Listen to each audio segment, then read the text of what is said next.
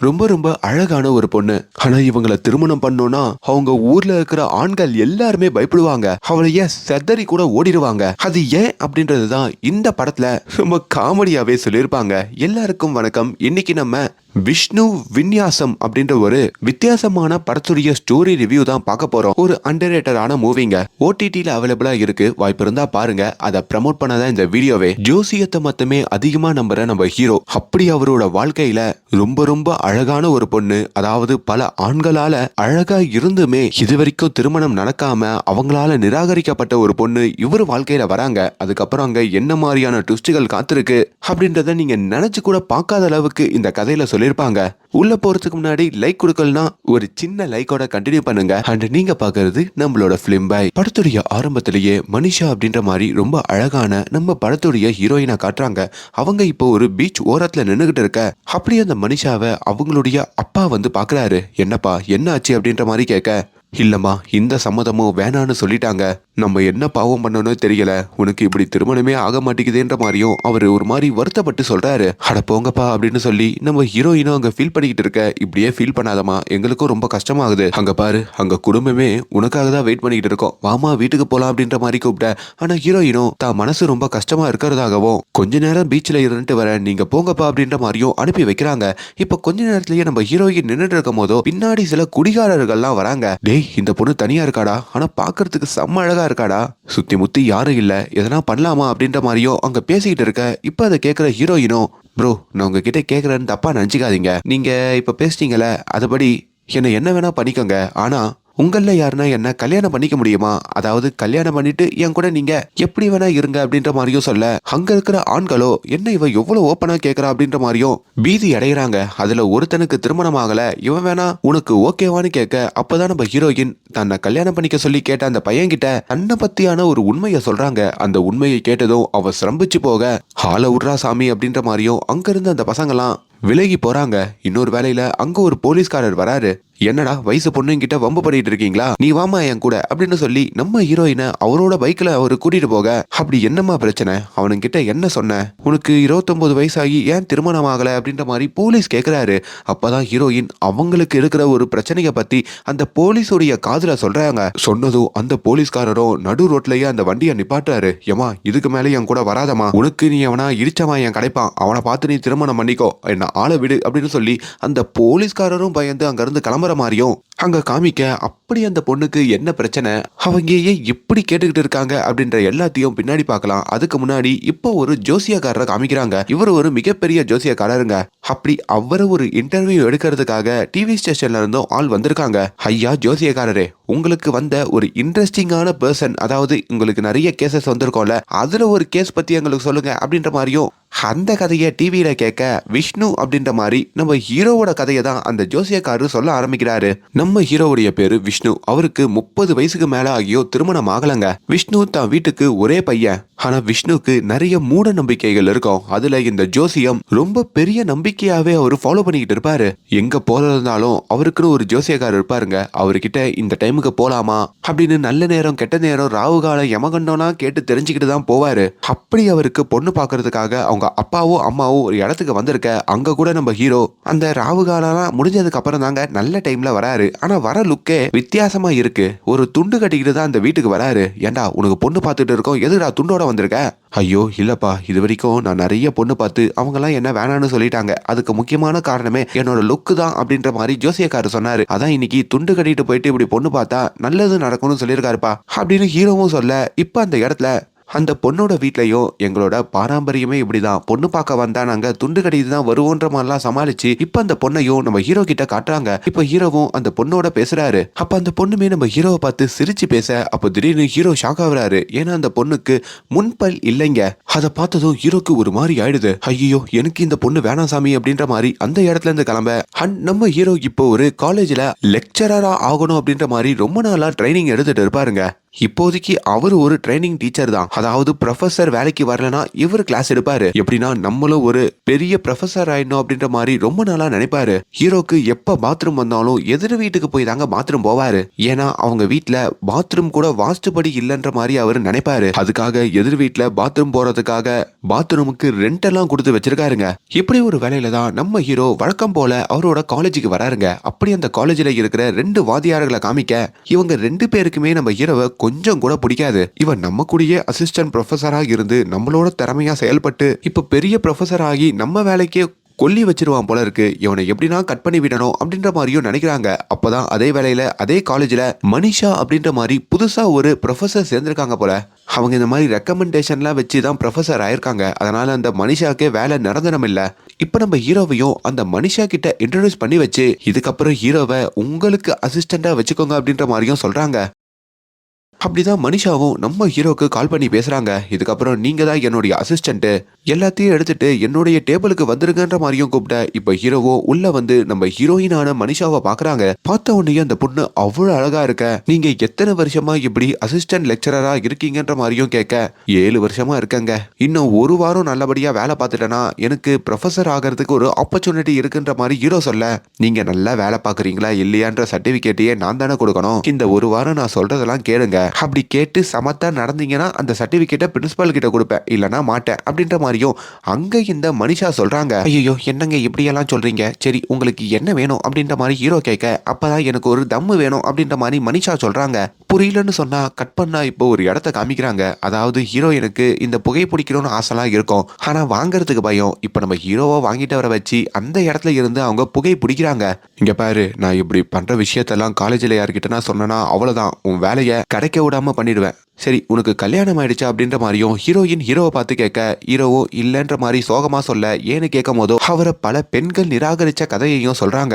சரி விஷ்ணு, நான் இப்படிலாம் உங்ககிட்ட அட்வான்டேஜ் எடுத்து வாங்கிட்டு வர சொல்றேன், உன் கல்யாணத்தை பத்தி எல்லாம் கேட்கறன்றதுனால என்ன தப்பான பொண்ணுன்னு நினைக்கிறியான்ற மாதிரி அவங்க கேட்க, ஹீரோவுமே அப்படிலாம் இல்லைங்க, இப்ப எல்லா பொண்ணுங்களும் இப்ப பசங்களோட இது மாதிரி நார்மலா பேசுறாங்க அப்படின்னு இவரும் கேஷுவலா சொல்ல, அப்படியா அப்போ இன்னொரு உதவி நான் உங்ககிட்ட கேட்கலாமா அப்படின்ற மாதிரி மனிஷா ஒரு விஷயத்த கேட்கறாங்க. அது என்னன்னா, நான் கொஞ்சம் தண்ணி கூட அடிப்பேன், என்ன பக்கத்துல இருக்கிற எதனா பப்புக்கு கூட்டு போக முடியுமா அப்படின்ற மாதிரியும் கேட்கறாங்க. இப்ப மனிஷாவும் அவங்களோட கார்ல ஹீரோவை கூப்பிட்டு ஒரு பப்பு வாசல்ல வந்து நிப்பாட்ட, சரிடா கீழே இறங்கி போயிட்டு சரக்கெல்லாம் வாங்கிட்டு வந்துரு, அப்படியே வாங்கும் போது கூரை முறுக்கையும் வாங்கினு வா, அண்டு நான் இதெல்லாம் கேட்குறேன்னு என்ன ஒன்றும் நீ தப்பா நினைக்கல அப்படின்ற மாதிரி மறுபடியும் ஹீரோயின் கேட்க, அதெல்லாம் ஒன்றும் நினைக்கலன்னு சொல்லி இப்போ ஹீரோவும் சரக்கு வாங்க வராரு. அப்போதான் ஹீரோயினுக்கு ஒரு விஷயம் ஞாபகம் வருது. ஹீரோயினுக்கு ஆல்ரெடி பல பசங்க கல்யாணம் அப்படின்ற ஒரு டாபிக் எடுத்து இவங்களை ரிஜெக்ட் பண்ணிட்டு போயிருப்பாங்கல்ல, அதெல்லாம் இப்போ நினைச்சு பார்த்துட்டு கார்ல இருக்க. அப்பதான் ஹீரோ காருக்கு வராரு. ஹீரோயினுக்கும் கொஞ்சம் அந்த சரக்கெல்லாம் கொடுக்குறாரு. அந்த நேரத்துலயோ பயங்கரமா மழை பெஞ்சுக்கிட்டு இருக்கு.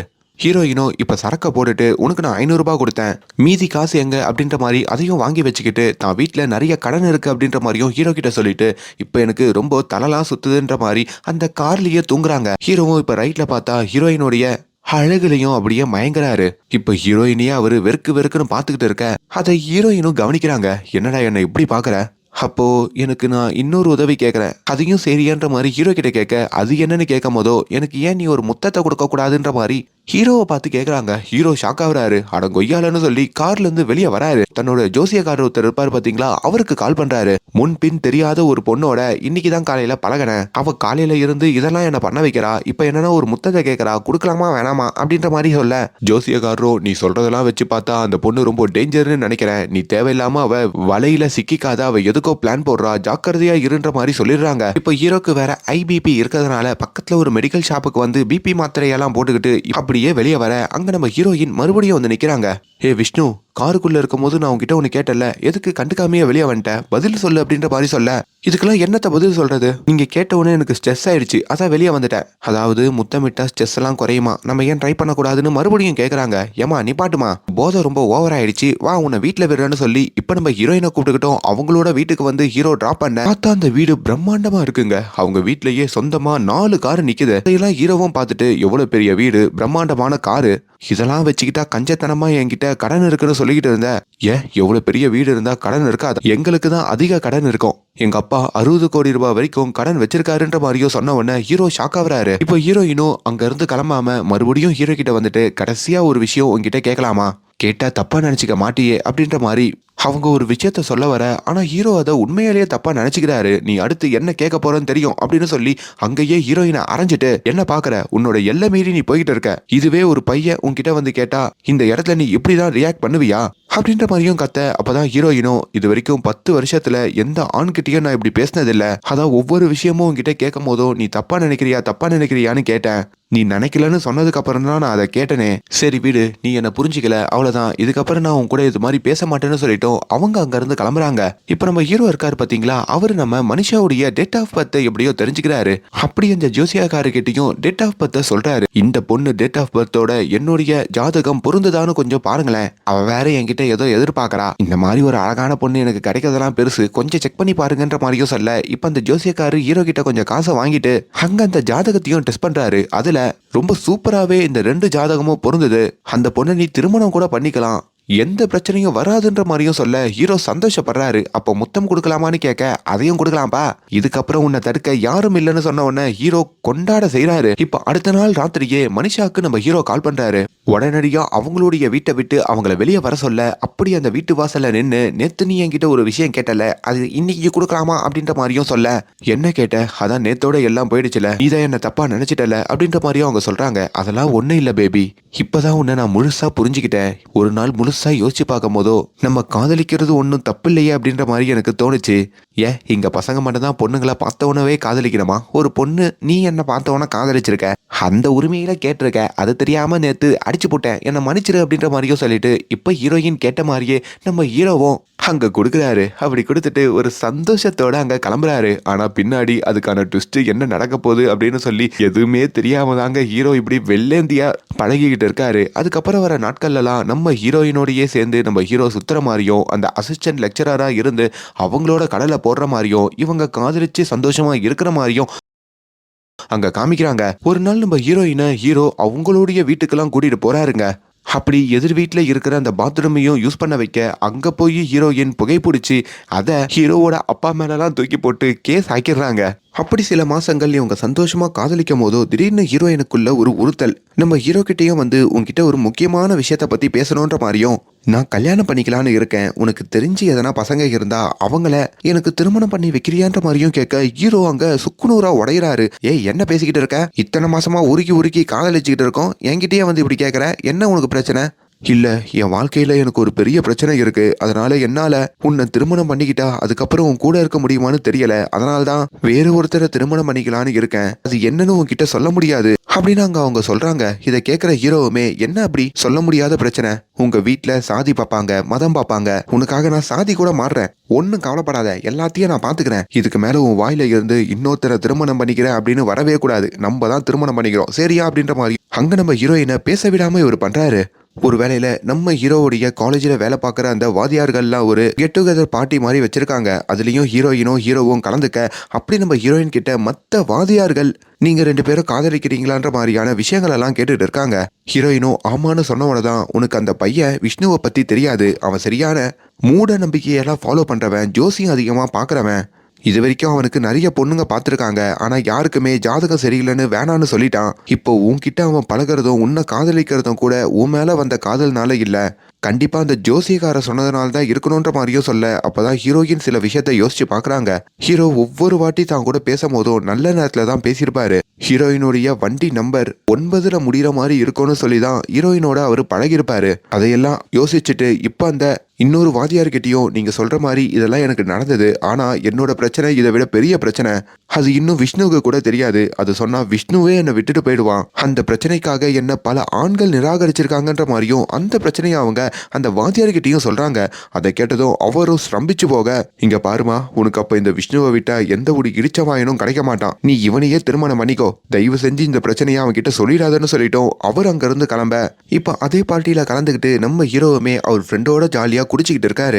அப்பதான் நம்ம ஹீரோயின், நீ எதுக்கு தேவையில்லாம குடிக்கிறன்ற மாதிரி ஹீரோ கிட்ட சண்டை போட்டுட்டு அப்படியே கொஞ்சம் சீன் கிரியேட் பண்ணிட்டு போக, இப்போ ஹீரோவுமே ஹீரோயினுக்கு ப்ரப்போஸ் பண்ணிட்டு நம்ம உடனடியா திருமணம் பண்ணிக்கலான்ற மாதிரியும் அங்க சொல்றாரு. அப்படி ஹீரோயின் திட்டம் போட்டபடி மெல்ல மெல்ல ஹீரோ இவங்களோட வலையிலையும் விழறாருங்க. சோ இதுக்கு மேல உண்மையை மறைக்க வேண்டியது இல்ல. இவங்கிட்ட நமக்கு என்ன பிரச்சனைன்றத சொல்லிடலான்ற மாதிரியோ நம்ம ஹீரோயின் ஒரு ஆட்டோல போயிட்டு இருக்கும் போதோ அதை சொல்றாங்க. என்னோட ஜாதகத்துல ஒரு மிகப்பெரிய கண்டம் இருக்கு, அதாவது எனக்கு 2 மாங்கல்யம் தோஷம் இருக்கு அப்படின்ற மாதிரியும் சொல்றாங்க. எது 2ஆ? ஆமா, நான் தொட்டு தாலி கட்டுற என்னுடைய முதல் கணவர் 6 மாசத்துல போய் சேர்ந்துருவாரு. அதுக்கப்புறம் நான் 2ஆவதா இன்னொருத்தர் திருமணம் பண்ணிக்கிட்டு சந்தோஷமா இருப்பேன். இதுதான் என்னோட ஜாதகம்ன்ற மாதிரி அவங்க சொல்ல, ஆல்ரெடி ஜாதகத்தையோ மூட நம்பிக்கையோ ஒன்னா ஃபாலோ பண்ணிக்கிட்டு இருக்கிற ஹீரோக்கு இதை கேட்டதும் தூக்கி வாரி போடுது. இதனால தாங்க நம்ம ஹீரோயின் கல்யாணம் பண்ணிக்கணும்னு நினைக்கிற ஒவ்வொருத்தனும் செதறி ஓடி இருக்காங்க. அதான் அவங்க யாருமே கிடைக்காம இப்ப ஹீரோவை காதலிச்சிருக்காங்க. இப்ப இந்த சொன்ன உடனேயே ஹீரோ அங்க ரோட்ல ஒரு ஆக்சிடென்ட சந்திக்கிறாரு. நூல் இலையில ஒரு உசுறு தப்புறாருங்க. இதையும் ஹீரோயின் பாக்குறாங்க. ஹீரோவும் அப்படியே பாக்குறாரு. இவ இத சொன்னதுக்கே நம்மளுக்கு உசுருக்கு ஆபத்து வந்துருச்சு, அப்ப இவ கழுத்துல நம்ம தாலி கட்டினா என்ன நிலைமையில இருப்போன்ற மாதிரியும் பயப்பட, அங்க ஹீரோயினோ நான் உன்கிட்ட இந்த பிரச்சனைய சொல்ல வரப்போ நீ தான் என்ன தடுத்து நிப்பாட்டி என்ன பிரச்சனைனாலும் பாத்துக்கிறேன், உண்மையா காதலிக்கிறேன்னு சொன்ன, அந்த காதல் உண்மைனா என் கழுத்துல தாலி கட்டுன்னு அவங்க சொல்ல, இப்ப அந்த ராத்திரி நம்ம ஹீரோக்கு சுத்தமா தூக்கம் வரலைங்க. இதை நினைச்சே அவரு பயந்துகிட்டு இருக்காரு. ஹீரோயின் வேற தொடர்ந்து காலும் மெசேஜும் பண்ணிக்கிட்டே இருக்காங்க. ஹீரோவும் இவகிட்ட இருந்து எப்படி தப்பிக்கிறதுன்னு தெரியல, இவளை மறந்தும் நம்மளால வாழ முடியல, என்னடா வாழ்க்கை அப்படின்ற மாதிரியும் யோசிக்கிறாரு. இப்போ ஹீரோ இருக்கிற இடத்த நோக்கி நம்ம ஹீரோயினும் வராங்க. என்னடா ஜோசியக்காரர் சொன்னதை வச்சு என்ன வேணானே முடிவு பண்ணிட்டியா? அப்போ என் காதலை விடவும் உனக்கு ஜோசியம் ஜாதகம் அதான் முக்கியமா? அப்ப என் மேல நம்பிக்கை இல்லையான்ற மாதிரியும் கேட்க, என்னம்மா பண்றது, சின்ன வயசுல இருந்து ஜாதகத்தை பார்த்தும் ஜோசியத்தை பார்த்தும் வளர்ந்துட்டேன். இப்போ நீயே ஜோசியத்தை பார்த்துட்டு தானே இப்படி ஒரு பிரச்சனை உனக்கு இருக்குன்னு சொல்ற. உன்னை திருமணம் பண்ணி 6 மாசத்துல என் உசுரே பிரிஞ்சிருச்சுன்னா நான் என்ன பண்றதுன்ற மாதிரியும் யோசிக்கிறாரு. அப்போ பிரிஞ்சிடலாமா அப்படின்ற மாதிரியும் ஹீரோயின் கண்கலங்க. அதையும் ஹீரோவால தாங்க முடியல. அமைதியாரு, நான் எதனா ஒரு வழியை கண்டுபிடிக்கிறேன்ற மாதிரியும் ஹீரோ எப்ப பிரச்சனை வந்தாலும் ஒரு ஜோசியக்கார பார்க்க போவாரு பாத்தீங்களா, அப்படி அவருடைய வீட்டுக்கே ஹீரோ போறாரு. ஆனா அந்த ஜோசியக்காரரும் உக்காந்து சரக்க போட்டுக்கிட்டு தன்னோட அடியாள்கிட்டையும், விஷ்ணுன்னு ஒரு இடிச்சவன் இருக்காண்டா, அவனை 10 வருஷமா இந்த ஜாதகம் சரியில்லை, இது சரியில்லை, அது சரியில்லைன்னு ஜோசியம் பாக்குற மாதிரி அவனை ஏமாத்திக்கிட்டு இருக்கேன். அவனும் முட்டாத்தனமா நான் சொல்றதெல்லாம் நம்பிக்கிட்டு எனக்கு காசும் கொடுத்துட்டு அதுக்கு பரிகாரம்னு லூசுத்தனமான விஷயங்கள்லாம் பண்ணிக்கிட்டு இருக்கான். அதனால அவனுக்கு பொண்ணு கூட கிடைக்கல. எவன் எப்படி போனா என்ன, நம்மள மாதிரி ஜோசியக்காரங்க நல்லா சம்பாதிக்க வேண்டியதான் அப்படின்ற மாதிரியும் பேசிட்டு இருக்க. இதை ஹீரோ கேட்டுடுறாரு. அட பாவி, என்ன அப்ப இத்தனை வருஷமா ஏமாத்தி தான் வச்சிருக்கியான்ற மாதிரியும் அங்க அவருக்கு ஒரு மாதிரி ஆயிடுது. காக்காவலிப்பே வந்துடுதுங்க. அங்க தன்னோட ஃப்ரெண்டோட வந்து அந்த ஜோசியக்காரனையும் போட்டு பொல பொலன்னு பொழகிறாரு. இப்ப அந்த ஜோசியக்காரனும் கைவிரிச்சதுனால ஹீரோக்கும் என்ன ஆப்ஷன் பண்றதுன்னு தெரியல. சரி ஓகே, நம்ம காதலையே நம்புவோம், என்னானாலும் பார்த்துப்போம் அப்படின்ற மாதிரி ஹீரோயினுடைய வீட்டுக்கும் அடுத்த நாள் ஹீரோ பேச வராரு. அந்த மிகப்பெரிய வீட்டுக்கும் நம்ம ஹீரோயின் ஹீரோவை கூட்டிட்டு வந்து அங்க தன்னோட அப்பா அம்மா கிட்டையும் அவங்களோட பெரிய குடும்பத்துக்கிட்டையும் ஹீரோவை இன்ட்ரோடியூஸ் பண்ணி வைக்கிறாங்க. அங்க இருக்கிற எல்லாருமே பயங்கர சோகத்துல இருக்காங்க. ஹீரோவை பார்த்ததும் ஹீரோ தான் உங்க பொண்ணை கல்யாணம் பண்ணிக்க விரும்புறேன் அப்படின்ற மாதிரி சொன்னதும் எல்லாரும் சந்தோஷத்துல மிதக்குறாங்க. தம்பி, நீங்க பண்றது எவ்வளவு பெரிய காரியம் தெரியுமா? எத்தனை வருஷமா எங்க பொண்ணுக்கு நாங்க திருமணம் பண்ணி வைக்க சொல்லி எவ்வளவோ மாப்பிள்ளைய பார்த்து எவ்வளவோ பேர் நிராகரிச்சிருக்காங்க. ஆனா உங்க தைரியம் தனி தைரியம் தம்பி. உங்க உசுருக்கே எதனா ஆபத்து வந்தாலும் பரவாயில்லன்னு சொல்லி என் பொண்ணு மேல இருக்க வச்ச காதலுக்காக எவ்வளவு தொலைவு வந்ததுக்காகவே நாங்க ஆட்ஸ் ஆஃப் பண்ணுவோம் அப்படின்ற மாதிரியும் சொல்ல, உடனே உங்க அப்பா அம்மாவை கூட்டுவாங்க, நிச்சயம் பண்ணிடலான்ற மாதிரியும் ஹீரோவை கூட்டிட்டு வர சொல்றாங்க. அதே வேளையில எப்ப ஹீரோ இந்த வீட்டுல கால் எடுத்து வச்சிருப்பாரோ அப்பவே ஹீரோவோட அம்மாவுக்கு ஒரு கனவு வந்திருக்கோங்க. அதாவது நைட்டு என் கனவுல நீ ஒரு விபத்துல போய் சேர்ந்துட்ட மாதிரி எனக்கு வந்ததுப்பா, சீக்கிரமா வீட்டுக்கு வாப்பா, பயமா இருக்குன்ற மாதிரி ஹீரோ கிட்ட சொல்ல, ஹீரோவும் அதை நினைச்சு பயப்படுறாரு. இப்போ அவரும் வீட்டுக்கு வர தனக்கு ஒரு பொண்ணை பிடிச்சிருக்கிறதா சொல்லி தன்னோட அப்பாவையும் அம்மாவையும் அந்த பொண்ணுடைய வீட்டுக்கும் கூட்டிட்டு வராரு. அதாவது நிச்சயம் பேசங்க. அதை பாக்குற அவங்களும், என்னடா எவ்வளவு பெரிய பங்களாவா இருக்கு, எப்படிடா இந்த பொண்ணை அவங்க கொடுப்பாங்கன்ற மாதிரி கேட்க, அப்பா வெளியே இருந்து தான் பாக்கிறதுக்கு பணக்காரங்க, ஆனா உள்ள 60 கோடி ரூபாய் கடன் வச்சிருக்காங்க, நம்மளை விட கடனாளிங்க அப்படின்ற மாதிரி சொன்னதும் இப்போ உங்க அப்பா அம்மாவுக்கு கோவம் வருது. ஏண்டா இந்த பிச்சைக்கார பசங்க கிட்ட எதுக்குடா நம்ம சம்பந்தம் பேசணும், நல்ல வீடா பாத்துக்கலாம்னு சொல்ல, அடப்பா கொஞ்ச நேரத்துல உனக்கு திமிரு ஏறிச்சு பத்தியா, ஒழுங்கா வாப்பா, நான் அந்த பொண்ணை காதலிக்கிறேன்னு சொல்லி இப்போ அந்த பொண்ணோட வீட்டுக்கும் கூட்டு வந்து உட்கார வைக்கிறாரு. அவங்களுமே ஹீரோவோட குடும்பத்தையும் பார்க்க அப்படியே மூஞ்சையே பாவமா வச்சுக்கிட்டு, இப்படி ஒரு சம்மதத்தை பேசுறதுக்கே நாங்க கொடுத்து வச்சிருக்கிறோம், எங்களுக்கு ரொம்ப சந்தோஷம், சிம்பிளாவே கல்யாணம் பண்ணிடலான்னு அவங்க சொல்றாங்க. ஹீரோவோட அப்பாவுக்கு கோவம் வருது. எனக்கு இருக்கிறதோ ஒரே புள்ள, எதுக்கு இந்த கல்யாணத்தை சிம்பிளா பண்ணணும், எப்படியோ போறவர் தானே அதான் அப்படின்ற மாதிரியும் அங்க அவங்க சொல்றாங்க. ஹீரோவோட அப்பா அம்மாவுக்கு புரியல. எது போறவனா என்ன சொல்றீங்கன்ற மாதிரி கேட்க, ஹீரோ அவங்க அப்பா அம்மா கிட்ட இந்த ஜாதகத்துல இருக்கிற கண்டத்தை பத்தி சொல்லியிருக்க மாட்டாருங்க. உடனே அவரும் சமாளிச்சுட்டு ஒன்னும் இல்ல, அவங்களுக்கு அதிக கடன் இருக்குன்ற மாதிரி தான் சொல்லிக்கிட்டு இருக்காங்கன்ற மாதிரியும் அங்க சொல்ல, சரி வரதட்சணை எவ்வளவு கொடுப்பீங்கன்ற மாதிரியும் ஹீரோவோட அப்பா கேட்கிறாரு. என்னங்க எவ்வளவு கடன் இருக்குன்னு சொல்றோம், வரதட்சணை கேக்குறீங்களே? எங்க கடன் இருந்தாலும் பொண்ணுக்காக பண்ணோம்னா கடனை வாங்கி அதெல்லாம் கொடுக்கலாங்க. நீங்க ஒழுங்கா நல்லா வரதட்சணை பண்ணி அனுப்புங்க அப்படின்ற மாதிரியும் சொல்ல, உடனே அந்த குடும்பம் எல்லாரும் மூஞ்ச மாத்தி அழுகவே செய்றாங்க. என்னடா இவனுங்க இப்படி அழுகுறாங்க? சரி எப்படியோ இந்த திருமணத்தை பண்ணி வைங்க, ஆனா கடன் எல்லாம் நீங்க செலுத்துறதுக்கு அப்புறம் என் பையனுக்கு தேவையான விஷயத்த பண்ணி வச்சிடணும் அப்படின்ற மாதிரி ஒரு டீலை போட்டு அந்த திருமணத்தையும் முடிவு பண்றாங்க. இப்ப அந்த கல்யாணத்துக்கு தேவையான எல்லா வேலைகளும் ஆரம்பிக்குது. ஹீரோவுமே அங்க ஐயரெல்லாம் பிடிச்சி, எனக்கு இது மாதிரி சில கண்டங்கள்லாம் இருக்கு, நீங்க சொல்ற மந்திரத்திலேயாச்சும் அது கொஞ்சம் கம்மியாவதான்னு பார்ப்போம், நல்ல மந்திரமா சொல்லுங்க, நல்ல நேரத்துல கல்யாணம் வைங்கன்ற மாதிரிலாம் அங்க தேதி குறிக்க, ஆனால் ஹீரோக்கு எதனா ஆயிடணும் அப்படின்னு சொல்லியே அந்த காலேஜில் இருக்கிற சில வாதியார்கள் தப்பான டைமில் திருமணம் வச்சிடணும் அப்படின்ற மாதிரியும் நினைக்கிறாங்க. அப்படி அவங்களுக்கு பொண்ணோட அம்மாவோ துணையும் போகிறாங்க. ஏன்னா பொண்ணுடைய அப்பாவும் அம்மாவுமே என்ன யோசிப்பாங்கன்னா, எப்படின்னா இந்த திருமணம் பண்ணி நம்ம பொண்ணுக்கு இருக்கிற அந்த முதல் தோஷம் போயிடணும். அப்படி இந்த மாப்பிள்ளை போய் சேர்ந்ததுக்கு அப்புறம் ஒரு பணக்கார பையனாக பார்த்து நம்ம பொண்ணுக்கு திருமணம் பண்ணி வைக்கணும் தான் அவங்க பிளானாக இருக்கோங்க. அதனால தான் அவங்க எவ்வளோ சிம்பிளாக இந்த திருமணத்தை பண்ணுவாங்க. அப்படி பல தடயங்களை தாண்டி இப்போ நம்ம ஹீரோயினோட கழுத்துலையும் தாலியை கட்டுறாரு. தாலியை கட்டினதும் அங்கே இருக்கிற சொந்தக்காரங்க, அதாவது சொந்தக்காரங்களாம் வரலனாலும் ஹீரோயினுடைய சொந்தக்காரங்களாம் அங்கே டான்ஸ் ஆட செய்கிறாங்க. எப்படியோ இவளுக்கு கல்யாணம் ஆயிடுச்சுன்னு நினைக்க, அப்போதான் திடீர்னு அங்கே அருந்ததி பார்த்துட்டு இருக்கும் போதோ இவங்கள ஒரு கார் முற்ற மாதிரி வந்துடுதுங்க. ஹீரோ அந்த கார்லேருந்து தப்பிக்கிறதுக்கு நடு ரோட்டில் வந்து விளையாடுறாரு. அங்கே அவரை ஒரு லாரி முட்டை வர, அதுலேருந்து தப்பிச்சா ஒரு 2 வீலர் முட்டை வர, மறுபடியும் ஒரு காரு முட்டை வர, இப்படி ரோட்டில் பல அடிகளை வாங்கி இப்போ அவர் வந்து ஐசியூ படுக்கிறாருங்க. நல்ல வேலைங்க, கொஞ்சத்துல அவரு உசுறு தப்பிக்கிறாரு. இதை எல்லாத்தையும் பொண்ணு வீட்டுல இருக்கிறவங்க என்ஜாய் பண்ணி பாத்துக்கிட்டு இருக்காங்க. இப்போ பொண்ணு கூப்பிட்டுக்கிட்டோம், பொண்ணு வீட்டுல இருக்கிறவங்க எல்லாம் ஐசியூக்கு வர, அங்கேயுமே நாங்க இப்பதான் ஜாதகத்தை பார்த்தோம், ஒரு 6 மாசம் பையனையும் பொண்ணையும் பிரிச்சு வச்சிருந்தா பையனுக்கு இதுக்கப்புறம் பிரச்சனை வராது அப்படின்ற மாதிரி ஜோசியக்காரர் சொல்லியிருக்காரு. அதனால ஒரு 6 மாசத்துக்கு எங்க வீட்டுக்கு வராதிங்க மாப்பிள்ளன்னு சொல்லிட்டோம். அவங்களாம் அங்கிருந்து கிளம்ப இதையுமே ஹீரோவோட வீட்லயும் பாக்குறாங்க. ஹீரோவோட வீட்டுல தான் இங்க என்ன பிரச்சனை நடக்குதுன்னு எதுவுமே தெரியாது. அதனால அவங்க எதை பத்தியுமே கண்டுக்காம இருக்க, இப்போ ஒரு 4 மாசம் நம்ம ஹீரோயினை பார்க்காம தான் ஹீரோ தான் உசுருக்கு பயந்து அவரோட வீட்லயே வாழ்ந்துகிட்டு இருக்காருங்க. இப்போ ஒரு 4 மாசத்துல நம்ம ஹீரோவோட உடம்பு ஓரளவுக்கு ரெக்கவர் ஆக, அப்ப நம்ம ஹீரோவை பாக்குறதுக்கு அந்த ப்ரொஃபசர் 2 பேர் இருப்பானுங்க பாத்தீங்களா, அவங்க வராங்க. என்ன தம்பி, நீங்க இப்பதான் ரெக்கவர் ஆகி வரீங்க, அதுக்குள்ள உங்க மனைவியோட வீட்டுல அவங்களுக்கு 2வது திருமணம் பண்ணி வைக்கிறதுக்கு ஏற்பாடு பண்றாங்க, உங்களுக்கு அது தெரியாதான்னு கேட்க இவரும் ஷாக் ஆகுறாரு. ஏன்னா இவங்க பார்க்காம பேசாம இருக்கணும்னு சொல்லி தானே ஹீரோயினை கூட்டிட்டு போயிருப்பாங்க.